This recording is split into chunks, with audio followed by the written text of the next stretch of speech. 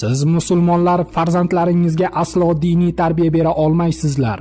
Sizlar bolalaringizga faqat va faqat pul topish, boy bo'lish, katta hovli va mashinalar olishni o'rgatasiz. Bu esa islomiy tarbiya emas. Chunki bolangiz doktor bo'lgisi kelsa, siz juda yaxshi kasb, insonlarning dardiga malham bo'lasan demaysiz.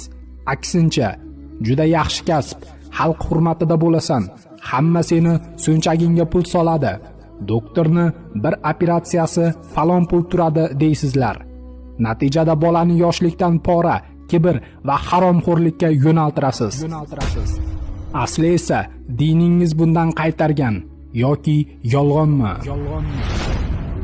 Musulmonlar yashaydigan o'lkalarga Alloh baraka bergan. Eng boy yurtlar musulmonlarniki, ammo eng qashshog'i ham ular. Nima uchun? Chunki faqat boylik ketidan quvasizlar. Quvganda ham bir-biringizga zarar berib quvasizlar. Bizlar esa quvsak ham o'zaro bu ishni qilmaymiz. Natijada sizlarni bir-biringizga gapingiz o'tmaydi.